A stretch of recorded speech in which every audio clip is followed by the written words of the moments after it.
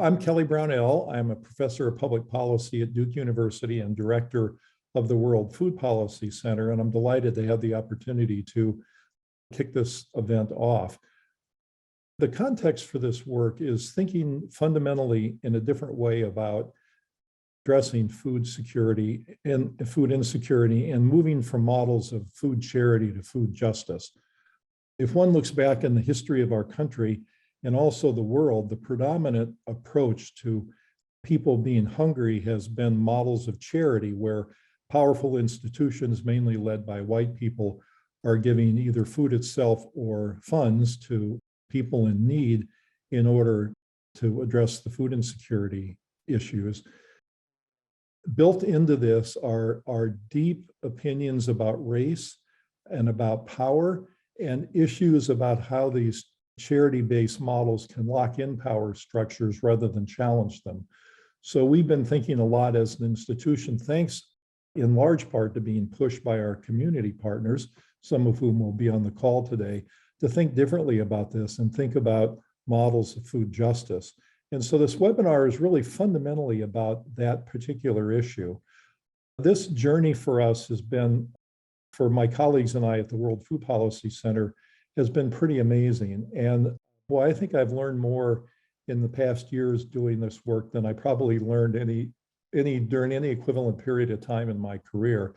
And it's been wonderful professionally, but it's also been very important for me personally. And I'm grateful to the people who will be speaking today for the trusting relationships that we developed and the important bit of education that we received from them. All this work, of course, begins with people, and we have three amazing people on this call today. I'm going to quickly introduce my colleague, Jennifer Zuckerman, who in turn will introduce the two discussants today. But before Jen talks about how wonderful they are, I'd just like to say that myself, that both Cameron and Ade are remarkable people and doing, I think, path-breaking work that is really informing the nation about how some of these issues can be addressed. So we're grateful for those partnerships and grateful that we have the ability to learn from others. So my colleague, Jennifer Zuckerman, who's Director of Strategic Initiatives at the World Food Policy Center, has been involved in this work for many years. And she and a colleague of ours, Ali Conrad, who now is working with the USDA, did some important work and published a document on the issues that will be discussed today. And so Jen will be making a presentation on these issues, and then we'll turn it over to our discussants. So Jen, without any further delay, why don't I introduce you, and thank you so much for doing this. So as Kelly mentioned, I'm Jen Zuckerman, and I'm the Director of Strategic Initiatives here at the Duke University World Food Policy Center. And I'm so honored and grateful to be here today with two key friends and partners and leaders in this work, Romero-Briones with First Nations Development Institute, and then Cameron Smith with Communities in Partnership here in Durham, North Carolina. And there's a few critical acknowledgements I want to make before we begin. First, we need to acknowledge the land that we're on here in Durham and at Duke University. So in Durham, North Carolina, I want to acknowledge that we're on the unceded land of the Occaneechi Band of the Saponi Nation, and that Duke University itself sits on Occaneechi's ancestral hunting grounds. Second, I want to acknowledge the intellectual capital and relational capital that went into making all of this work possible. So all of this work builds on the leadership of our community partners. And those include Cameron Smith here in Durham with Communities in Partnership, Vivette Jeffries Logan, who's a member of the Occaneechi Band of the Saponi Nation and the co-founder of Biwa Emergent Equity. Also, Justin Robinson with the Earthseed Collective, and Kamal Bell with Sankofa Farms. And finally, as Kelly mentioned, the author of the White Narratives research is Allison Conrad, and she is a 2021 Masters of Public Policy grad from here at the Sanford School of Public Policy. So before we jump into the presentation itself, I want to share the flow of how the presentation is going to go, because I won't immediately jump into the narratives. And also, I'm not going through all of the narratives during this presentation. We did put a link, or are putting a link in the chat to the research brief. And I encourage everyone to use this as a resource so that you can interrogate these different narratives. So there are over 2,600 people who signed up for this webinar. So clearly there's a lot of interest. And our hope is to offer more opportunities to pull folks together so that we can continue to learn together in this space.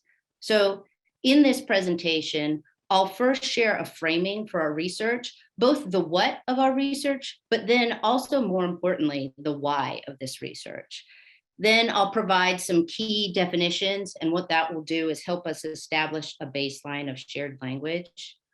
Then I'm going to provide just a few examples of the history of racialized policy and practice that have created the inequities we're seeking to address today. And that's going to lead us into the discussion of the white narratives. I'll do a brief overview of all 8, but then go deeply into 2 of those. And then touch on what you and your organizations can do to either start or deepen your own learning in this space. And then I'm going to open it up to a discussion with my partners, Ade and Cameron. So the way this research began was the result of a project that we were leading at the World Food Policy Center to see what was needed to make Durham what we called a model food community. And when I stepped into this work, my initial thoughts to the framing of how do you get all the policies and practices right around food in one city felt good. It felt beneficial, it felt replicable, it felt, to me, innocuous, and it felt objective. And it was also in line with the work that I'd been doing in food systems for over 20 years.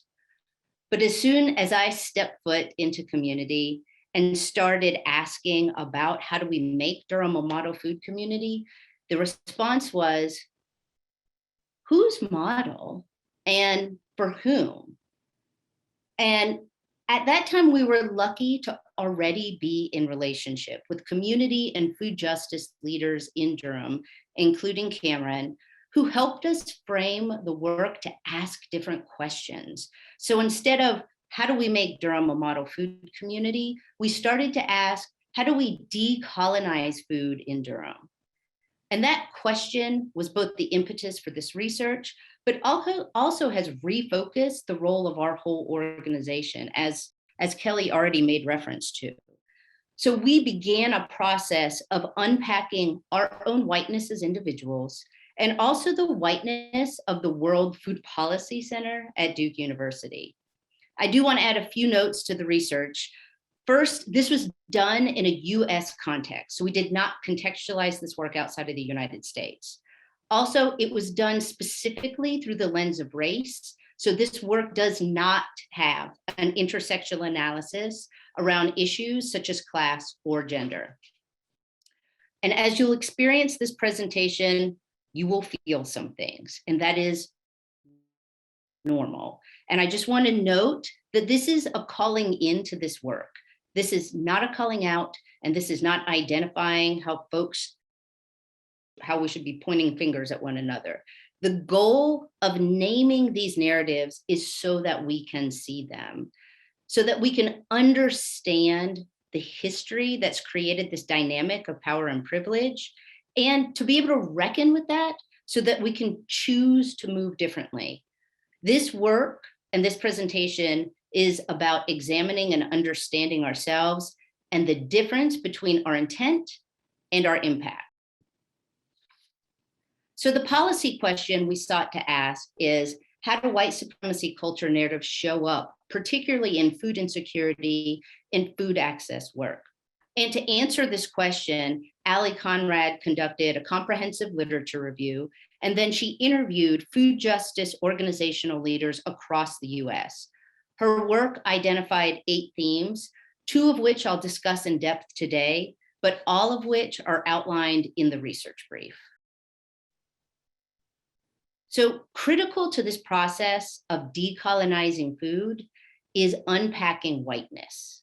And whiteness is this ideology, and it's based on beliefs, values, and behaviors, habits, and attitudes. And what results is this unequal distribution of power and privilege based on skin color. And so I, as a white woman, have benefited from whiteness for my entire life at the expense of other people. But it's only by naming it as an active social construct and acknowledging that it's there, am I able to start seeing it? And once you start to see it, it's not just seeing that it's there, it takes this unlearning to recognize how we've been socialized into white supremacy culture. And this is irrespective of race. And then also relearning about the history of systemic racism so that we can operate differently. And operating differently is the key here, because it's not just what you know, it's about how you show up differently as a result of what you know. And my friend and our partner in this work, Vivette Jeffries Logan, always phrases it as, it's how you be.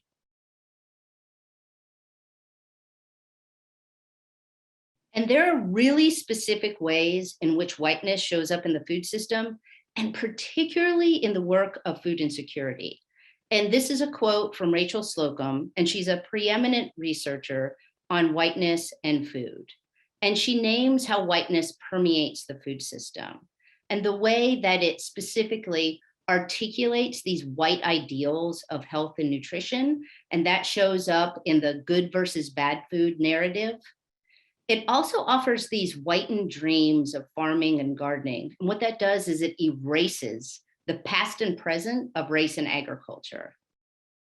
What whiteness also does is it mobilizes funding to predominantly white organizations who then direct programming at non-white beneficiaries. And we'll talk about that a little bit more when we talk about communities can't take care of themselves. Also, what this does is it creates inviting spaces for white people. And then program directors or farmers market directors are then scrambling because they're trying to add diversity to what is a white space. So what whiteness does is center whiteness. So I do want to establish a shared language as we're moving forward and touch on some key terms and definitions. So the term BIPOC stands for Black, Indigenous, and People of Color. And want to acknowledge first that this is not a perfect term, and it is the term that we're using for very specific reasons. One, it places Black and Indigenous people first to acknowledge that not all people of color face equal levels of injustice, and that here in the United States, Black and Indigenous people face the worst consequences of systemic white supremacy, classism, and settler colonialism. The other point of using this term is to address the issue that people of color are not a monolithic group. So as we step into the conversation about white supremacy culture, I want to recommend everyone taking some time to do some deep learning about what supremacy culture is and how white supremacy culture shows up. Because most often the term white supremacy is either written or said and people freeze. It brings to mind the Klan or white nationalists, but white supremacy culture is something that we have all been socialized into. It's the idea that white people and their thoughts, ideas, beliefs, and actions are inherently superior to the ideas, thoughts, beliefs, and actions of people of color. And it's reproduced by all the institutions of our society. And what happens as a result of white supremacy culture can be found in any individual, any group, or any organization. Everyone in the United States is impacted by white supremacy culture. So building on this concept that white supremacy culture is reproduced in all of our institutions is the concept of structural racism. And what structural racism is this normalization and legitimization of this array of dynamics. And what happens from those dynamics is it routinely advantages whites while producing cumulative, so we're talking generational and chronic adverse outcomes for people of color. And if you think about the racial wealth gap and the racial health gap, that's what we're talking about when we say cumulative and chronic adverse outcomes. And structural racism is the most pervasive form of racism, and it's the basis for all other form of racism. And what structural racism also does is continually reproduce old and produces new forms of racism. So structural racism, it's adaptive. So there's not an endpoint of understanding it, as it's constantly going to be shifting. And the reason we wanted to share these definitions and share this framing before we step into any of the history or any of the narratives is because we need to move beyond the idea that racism is something that only bad people do. White supremacy culture and structural racism affect all of us, and they affect the work that we do. So again, this is a calling in so that we can see how we got here and so that we can learn how to move differently together. So an example of how white supremacy culture and structural racism show up in our work on food insecurity, I want to just specifically mention these terms, food desert and food apartheid. And food desert is a term that was coined by the USDA, and it's one that I have used often in my career. But food desert is a misnomer of what's really going on because it implies that food deserts are a natural phenomenon and that there's no life or resilience within a food desert. Conversely, food apartheid is a term that was coined by activist Karen Washington, and it looks at the food system as part of this larger culture. And it really looks specifically at social and racial inequalities, recognizing that policies, practice, and systems created those inequalities. So then it's only by decentering whiteness, and you do that by shifting and sharing power, shifting and sharing decision-making, and then unwinding these policies and practices that created these inequities, can we get to the outcomes that we're seeking. So our first step at the World Food Policy Center to understand how to decolonize food in Durham was to understand the history of policy and practice that created the inequities that existed specifically in Durham today, but it can be broadened to any community. We worked with now retired Dr. Bob Korstad, who was a historian here at the Sanford School of Public Policy, and Mel Norton with the Samuel Dubois Cook Center for Social Equity to produce a food history of Durham, which was entitled Power and Benefit on the Plate. And we'll be dropping a link to that into the chat so that you can have that as a resource. So today's racially stratified food system is a direct result of a history of public policy decisions. And understanding this racialized history and the impacts of those policies is not something that most of us learned in our formal educations.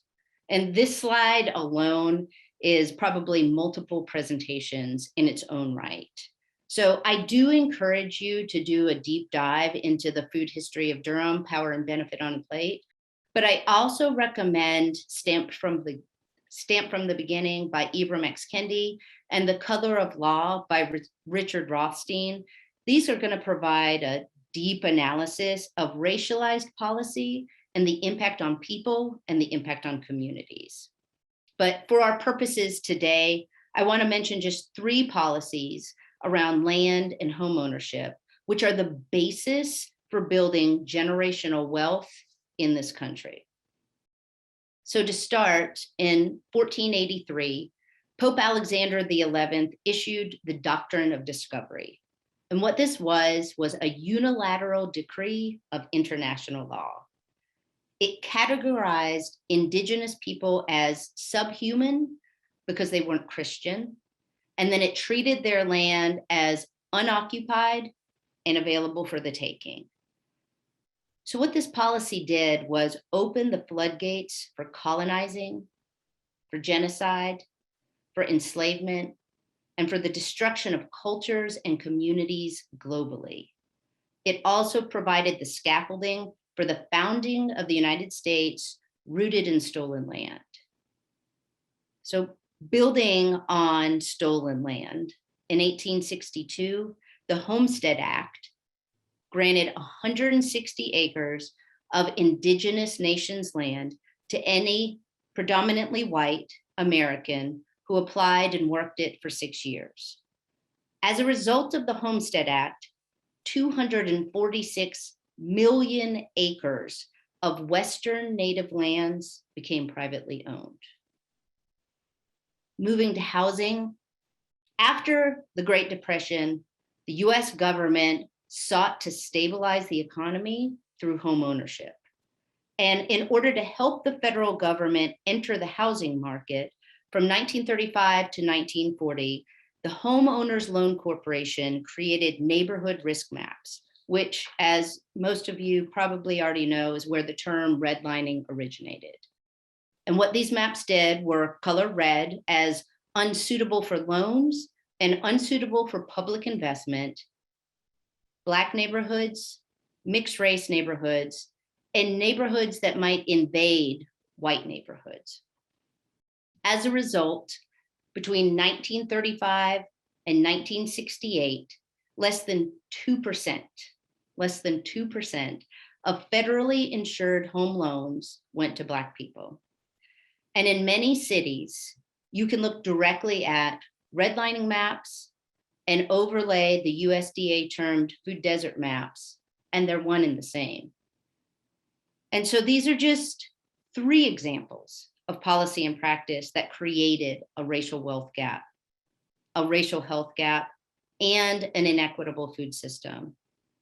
And to build to more equitable food policy, we need to first understand history and then reckon with how whiteness shows up in our work today. Which brings us to our white supremacy culture narratives. So these white supremacy culture narratives that are outlined in the research brief all stem from specific aspects of white supremacy culture. So when I spoke earlier about doing a deep dive into white supremacy culture, all of these, individualism, paternalism, and neoliberalism, are aspects of white supremacy culture. And I'll just do a quick definition of each of those. So individualism stresses the needs of the individual over the needs of the group as a whole. And it emphasizes that people should be able to solve their own problems or accomplish goals on their own, but then it pathologizes people who are unable to solve those problems or accomplish those goals. Paternalism involves interfering with either an individual's or a community's ability to choose and make decisions. And while it might have the objective of improving the welfare of either individuals or communities, it involves making decisions without the consent of the individuals or the communities concerned.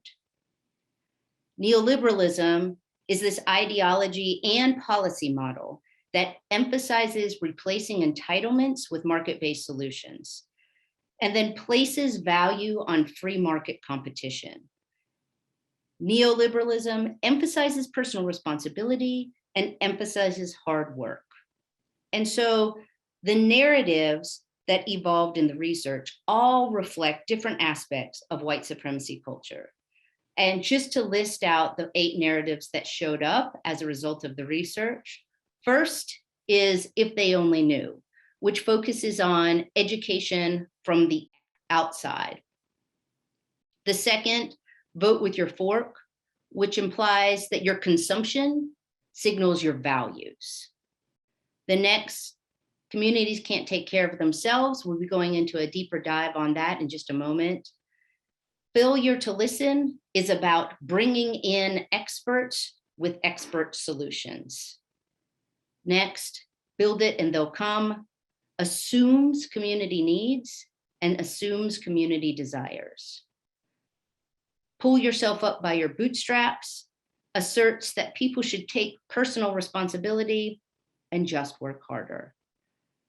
Focus on food charity is also a narrative that we'll be going into more deeply in just a moment. And then good versus bad foods ignores the genetic nutritional needs across cultures.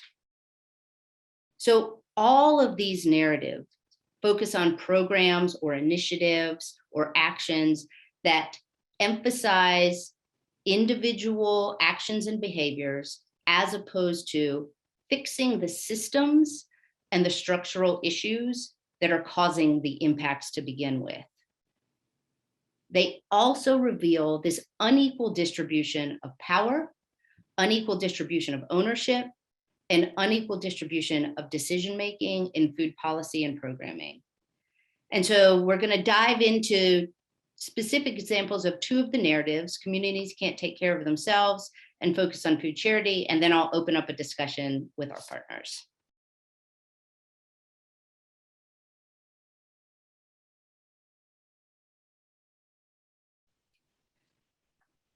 So communities can't take care of themselves is this belief that low income and or BIPOC communities and individuals, and that's not necessarily one and the same, cannot provide or make decisions for themselves.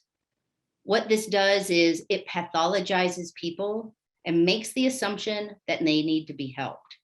And these assumptions are based in negative racial and class stereotypes, and they dictate who's given power and decision-making in food policy and programming. And then what happens as a result is that organizations prescribe solutions to the community without consulting them, assuming that they know better. And there's so much in our systems that reinforce this narrative of communities can't take care of themselves. So I want you to just think about terms that you have heard often in your work. Think about the terms subject matter experts and target audiences, and be honest with yourself about what comes to mind when you think about each of those. Who are the experts that come to mind for you, and why are they the experts? And then who's being targeted and why are they being targeted? And in this scenario, who has the power to make decisions? Whose ideas and ideals are being centered? Where are resources being allocated? And therefore, who holds the power? So we'll give just a specific example. And this is something that when I was in philanthropy, I spent 12 years working in philanthropy, and I made investments in this work multiple times, a mobile produce market. I made these investments because it was a best practice, which is another reinforcing term and structure that we need to continue to unwind. And basically what happened, I'll give my example, is giving grant to a white-led organization to do a mobile produce market. That means their salaries get paid, they get a van, they get to purchase produce, and then that van drives into a community of color. Folks might get access to some fresh produce, and then that van drives away, parks at a predominantly white institution, and what happens is capacity and assets are built within that white-led institution. Salaries are paid. People get benefits, health insurance, instead of investing directly in the community. And nothing is fundamentally different in that neighborhood outside of a few zucchinis. So This ignores community-led solutions to food issues as ineffective and lacking credentialed expertise. So moving to our next narrative of focus on food charity, particularly in food insecurity, the focus on charity is an overwhelming response. And it focuses on food distribution as the solution to hunger, rather than providing economic assistance, increasing wages, or providing direct capital for BIPOC-owned food and agriculture businesses.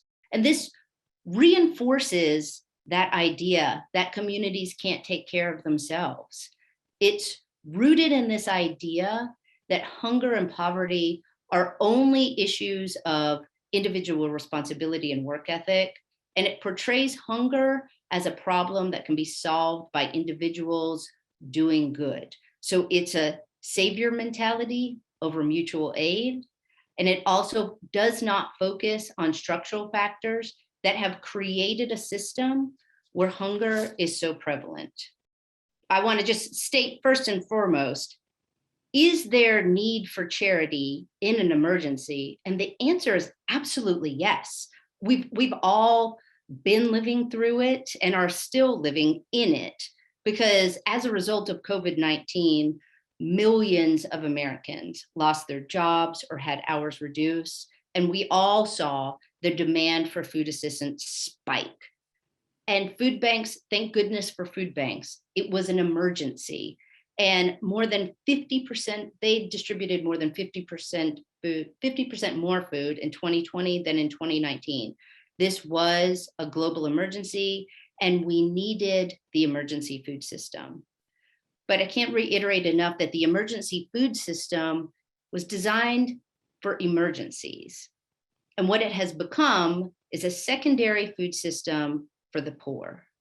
And so want to think about how we get the answers to the questions that we ask. So if we ask questions about how do we feed people, we're going to get solutions that are based on honing logistics of an already inequitable system. But if we ask about why are people hungry, we can direct our attention away from the question of hunger and to the more fundamental problems of poverty and the root of that of inequality. And trying to move from charity to justice is something that we're all struggling with. And so over the last year, the World Food Policy Center, in partnership with the Center for Environmental Farming Systems and a North Carolina food system resilience team, worked to create a resilient strategy for the North Carolina food system and built out 7 recommendations that were all community-led, community accountable, and build on the work that's been happening in communities for generations. And so 2 examples of these recommendations are a tribal food sovereignty fund and an equitable food-oriented development fund, which are both all about putting resources and decision-making in the hands of those most affected by the issues in order to build community health and collective wealth through food. So we can do this. We can do this differently. But to do that, we need to decenter whiteness. We need to shift power. We need to work in support of, as opposed to on behalf of. And we need to step into humanity. We need to step into humility, and we need to step into relationship. So what's next? As I mentioned previously, there is a whole system of unlearning and relearning.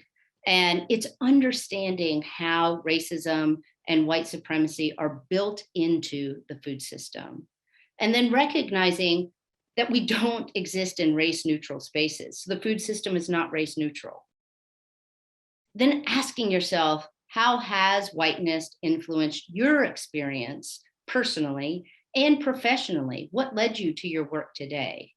And then unpack who holds decision-making power in the food system and how that impacts what policies and programs are heralded. So you can learn more in our research brief, but right now it's my pleasure to shift the conversation to Ade Briones, and I want to welcome Ade.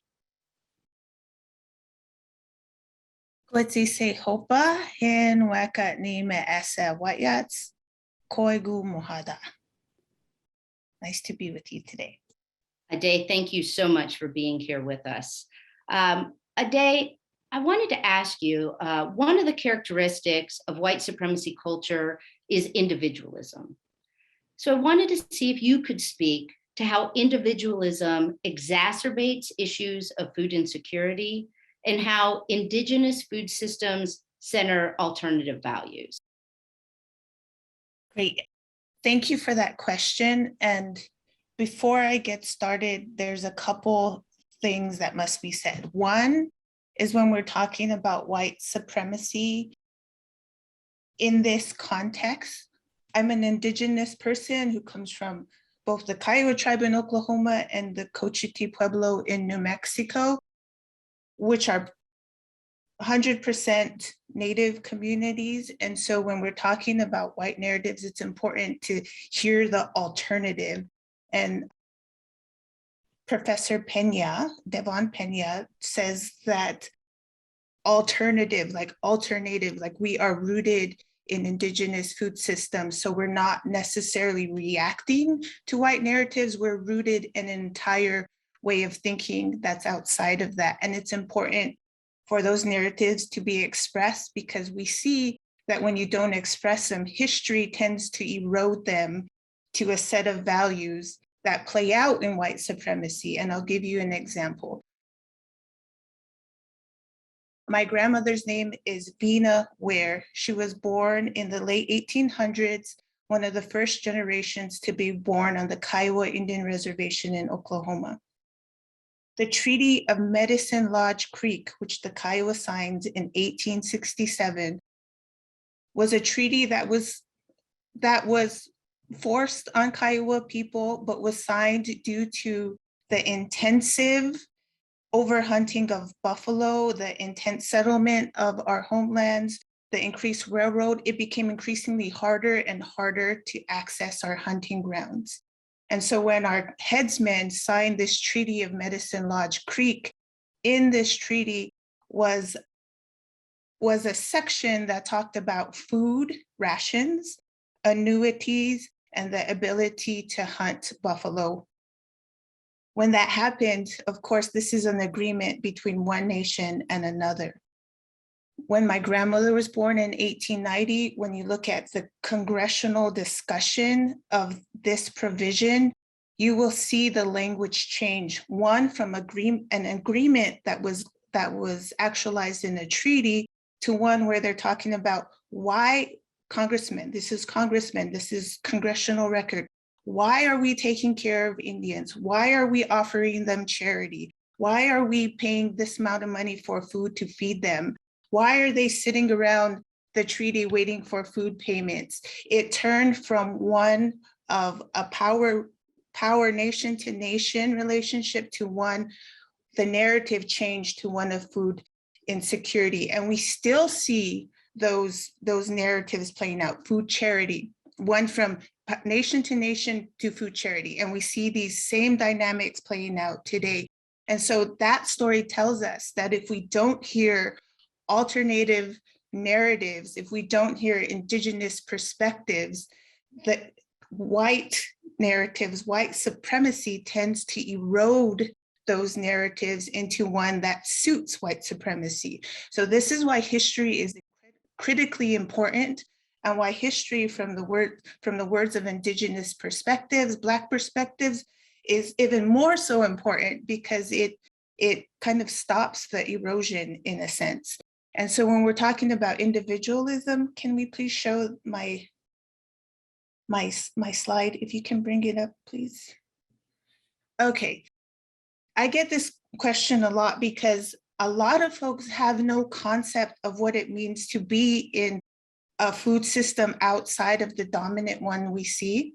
And individualism is a key difference into how we view an indigenous food system and a mainstream food system. And I say indigenous as general. There's tribes all across this country who are much better at describing their own food systems. This is just like a point of discussion. This is generalization. Tribes in their own localities can talk about their own food system, but this is for a point of discussion. One, when we look at food to an indigenous person is like a measure. It's the measure of how we tell our community is healthy, because it signals to us that all our institutions in that community are functioning. And when they're functioning, that means the community is in cohesion, it's working together. But when you introduce individualism, as they did in the Homestead Act, as they did when they were trying to put us on the reservations, as they did with allotments, when they forced individualism on us, it created dynamics that changed our food system because you need different measures. And when you have collective resources, like in an indigenous food system, that's land, that's water, that's the environment, that's health. When you have those, the idea of collective resources, it requires a certain set of values and behaviors that make it viable. So you have to know how to cooperate. You have to know how to get along with people. You have to know how to be humble. You have to know how to put other people first. With individualism, it's almost the flip side of that. You have to be self-promoting. You have to be able to garner or hoard resources in order to access institutions, in order to access food. And so this dynamic of individualism not only changes how institutions operate, it changes how individuals in that society operate and what they value. And can we go to the next one? And so when we talk about individualism and how it affects indigenous food systems, really we should be starting with what makes indigenous food systems work and function well. And we saw them function very well during COVID because we've been through the experience where there was food insecurity, where there was food shortages. We've been through that experience. And so what are some of the elements that make an indigenous food systems function well? One, it begins with the access to land, seeds, water, and fire, the elements. When you don't have access to those, the entire food system is thrown off. But that's really where we start the discussion of individualism and really the target of federal policies to disintegrate this community idea of food systems. And we see that play out today when we look at a lot of the government food programs and how food insecurity is measured. You will see it's always at an individual or household measurement standard, which already limit the kind of solutions and how communities can operate within the discussion around food insecurity. So individualism plays out in many ways in how we talk about food and how it blinds us to some of the solutions that may be available in indigenous communities. I'll end there, Jen, so you can ask another question. Thank you. Ade, thank you so much. And I think that demonstration of the difference between individualism and collectivism, and that it happens at a community level, it happens at a state or territory level, and it happens at a federal level. How we have to shift this mindset is so critical to unwinding policy and thinking towards new policy. So I really appreciate you bringing that forward. And also thinking about how we might shift, I want to turn to our partner here in Durham, Cameron Smith, because Cameron, so many efforts to alleviate food insecurity are rooted in charity. And I was wondering if you could discuss how institutions such as Duke could leverage our own power and our own privilege to support solutions that are rooted in justice and liberation. Thank you so much, Jen. My name is Cameron, and I'm one of the co-founders of Communities in Partnership, Cameron Smith, and happy to be here with you guys. This part of this conversation, I come acknowledging my ancestors, who I come from. I am a very proud descendant of formerly enslaved African peoples that arrived on the southeastern coast, specifically at the port of Charleston, South Carolina, and were commodified all the way to North Carolina, which is where I can trace my ancestry back to. And so in this work that we're doing in terms of systems, I'm very clear on three guiding principles or three facts of why we are sitting and situated in the wealthiest nation in the world today, that we could not have the wealth that we have without stolen land, stealing land, and taking ownership and erasure of a people group as Aday's people, as First Nation peoples, have been systematically erased. Also, the stolen labor and the stolen people, which are reflective of my legacy of people who were stolen from the land, which is reflective of their indigeneity and brought across to a foreign land because of our skill set, because of our connectivity to certain forms of agriculture or certain skill sets that we had that could benefit the system that was built upon a racialized construct of whiteness and who had power and control. And so when we're having these conversations, I think it's really important that we cannot shy away from who has power and who doesn't, and the history behind why they have power and why they do not. And we need to have very clear conversations and unlearning the fine art of what I call white supremacy or colonization that we've all kind of enveloped or sucked in or breathe in on a day-to-day basis. Everyone, you do not have to be a person of European descent to actually operationalize, believe, and operate in a white supremacist construct in ways. It's something that unfortunately I am having to hold myself accountable and unlearning and undoing and healing myself and how I see myself, how I see my people, and how I see other folks who their people have been put in a very similar situation as my people have.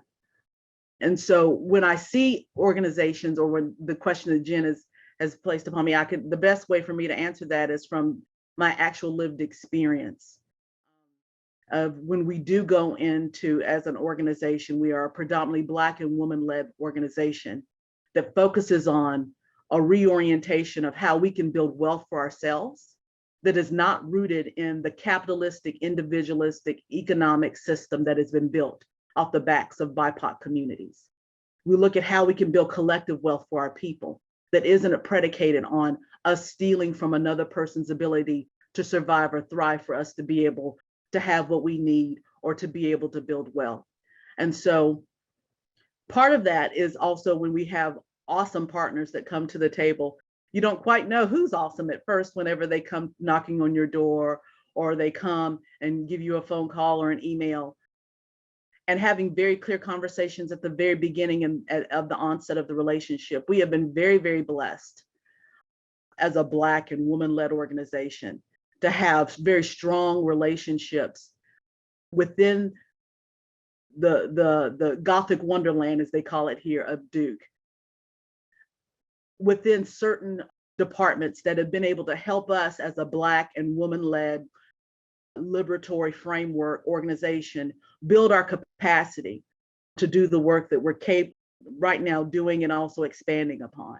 And so looking at systems of power within the organization that organizations like Duke or institutions like Duke hold, that institutions like UNC hold, that institutions like NC State hold, even institutions like the Durham County hold, and to be able to help in a way, kind of decolonize that process so it does not become burdensome for us to be able to build capacity and to build the resiliency that we need as a people to actually create our own systems.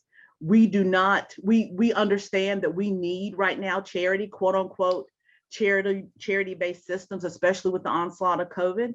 But I think one of the things that COVID has definitively taught all of us is that there are massive gaping holes in these systems.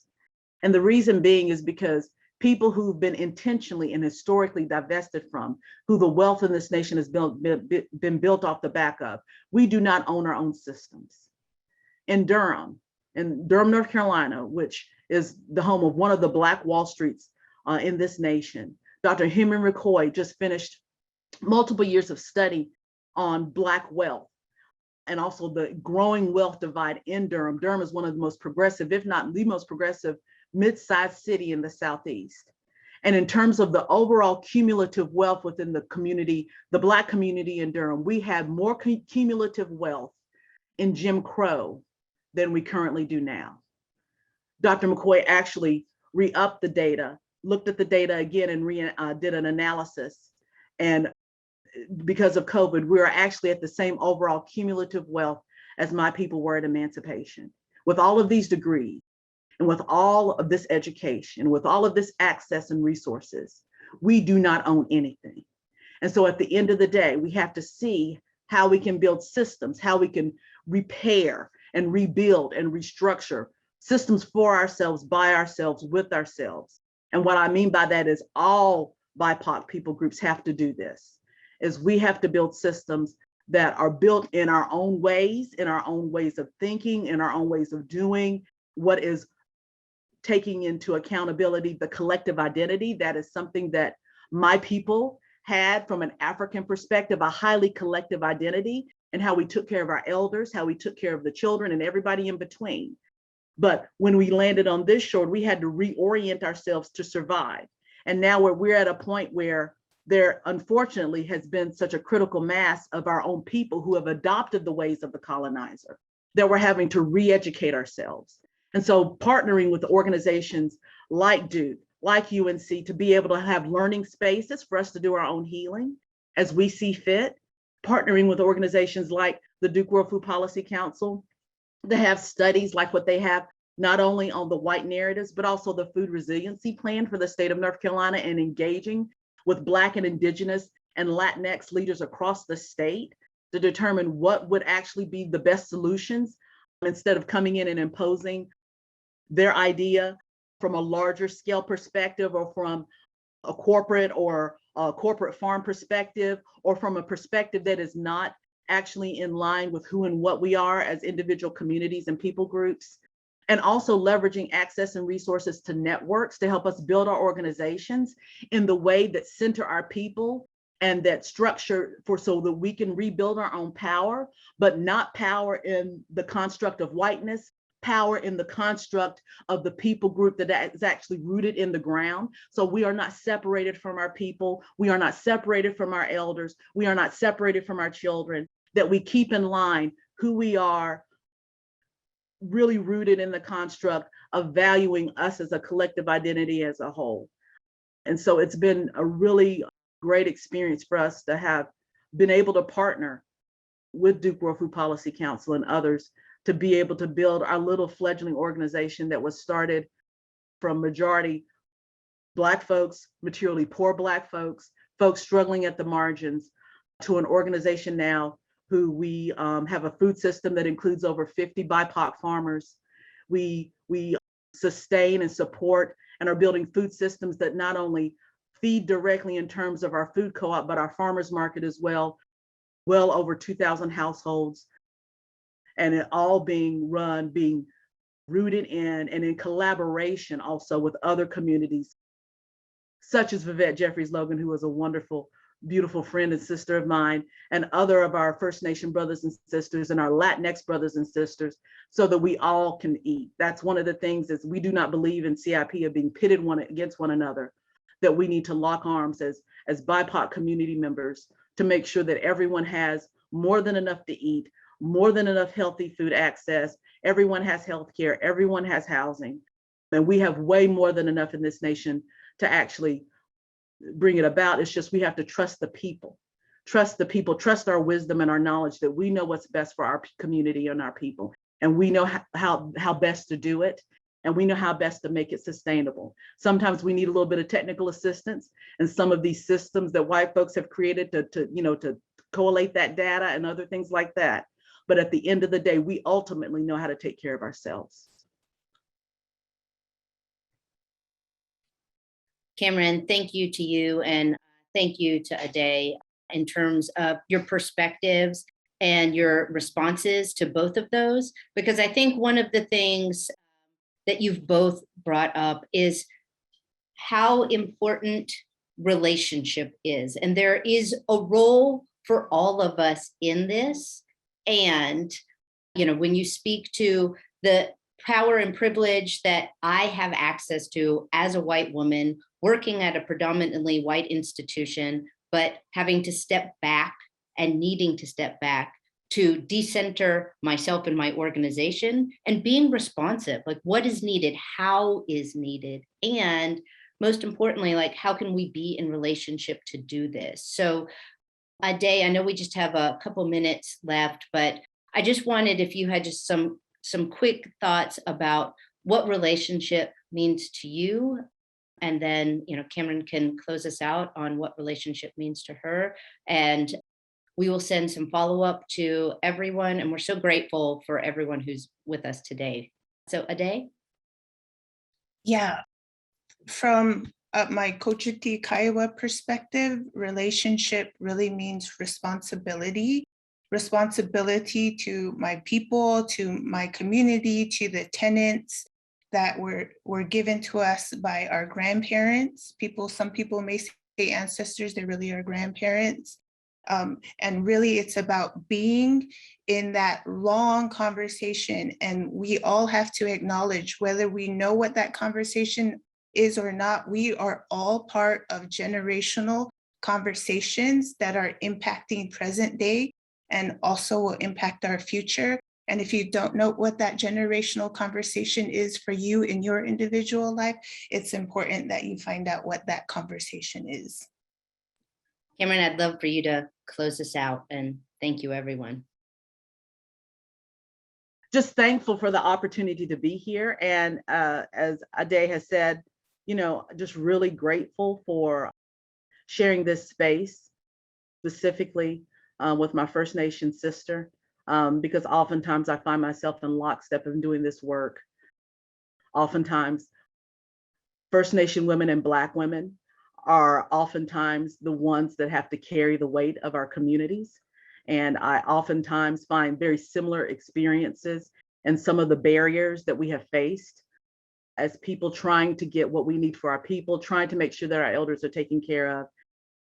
One of the things that I really appreciate is for the institutions, do not be afraid to stand lockstep with our organizations in our communities that are rooted and that are accountable. We created a terminology to differentiate ourselves from the community-based because we were being co-opted. We called ourselves community-rooted. And standing in lockstep with those of us that are actually living in our context, accountable, governed, led by, are directly impacted ourselves on varying levels and degrees, using those resources and your voice to actually help us uplift our voice and uplift what our people are telling us and uplifting our ways and holding up our history and how we see things and how we do things is very important. And so when you're looking at, partnering communities, keep in mind that we all have a story, that we all have our own humanity, and that we were all created with our own voice and our own way of being. What colonization unfortunately has done is the history started when white people came to this shore and totally erased the fact that there was a history, there was languages, there was cultures, there was whole societies and systems that were created by people that loved each other and that took care of each other. And it seems as if we just keep on doing that, replicating that over and over again. And what I'm saying is just take a moment to look at the ways in which the habits that we formed have erased people's voices and their histories. and begin to seek out those new ways that you can actually learn and uplift those voices and histories that have been intentionally oftentimes erased. Cameron and Ade, I cannot thank you enough for your leadership and for your friendship and for everything that you have made possible. As we've put in the chat, everyone will be getting a recording of this webinar as well as follow-up materials. And our hope is to be in space with you much more often and continue to unwind this together. Thank you everyone for being with us here today.